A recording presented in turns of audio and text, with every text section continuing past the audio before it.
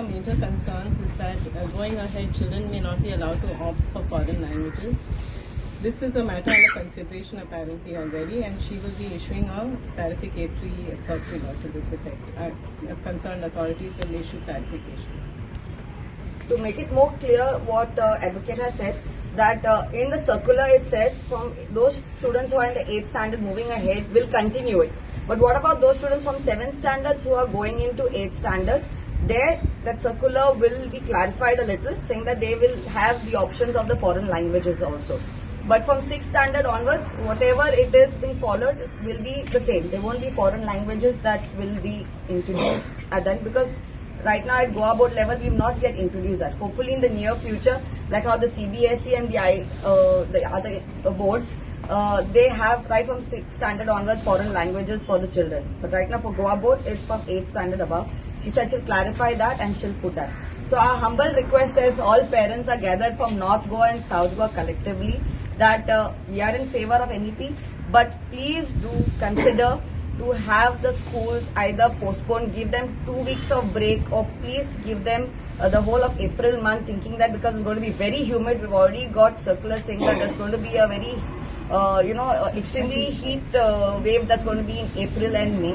And I think so our children should be more into extracurricular activities like learning a new skill base. Because apparently the new NEP is for the 6th standard that's going to be introduced. What about the 7th and 8th? We asked her, because those are no new books. They're trying to do some activity-based kind of things that she said, but that is also not very clear to us, if I'm correct, to the 7th and the 8th standard. So keeping in mind that we are hoping that that they will look into it, and hopefully the parents who have all come here together.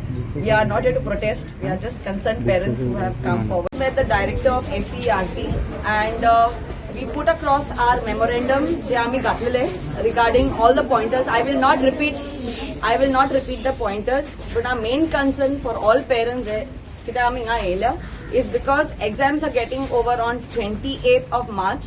And then schools are directly reopening on the 1st of April, which is a great concern because children are not going to get a break. Am I correct, parent? That's our main concern. So this is our main issue. Apart from that, she has said that she will look into it. She will discuss with the committee.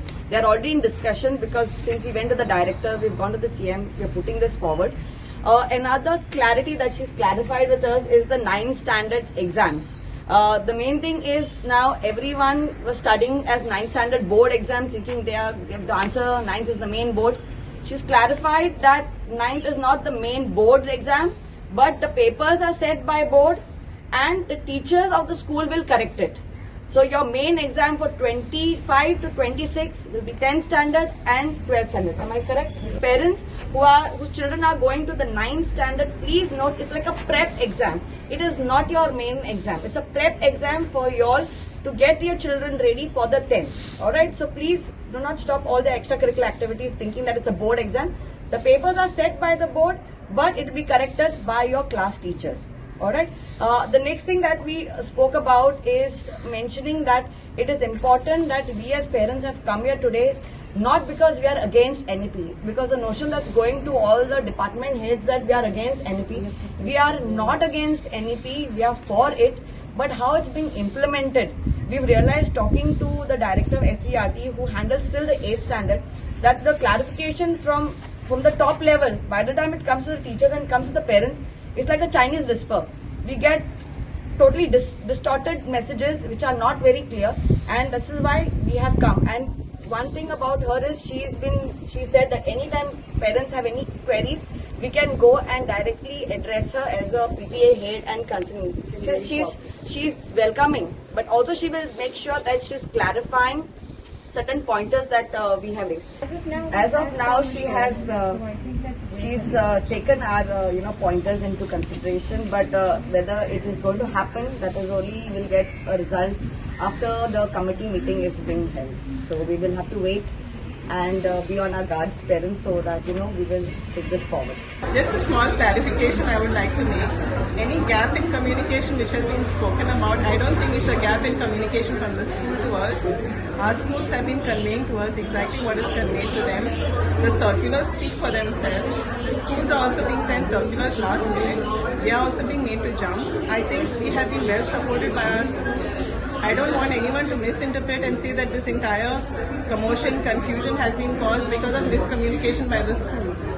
Miscommunication has arisen, and as I mentioned to the director inside, miscommunication has arisen because of the way the circular is worded, and points have not been completely clarified, though the director was kind enough to clarify a lot of points.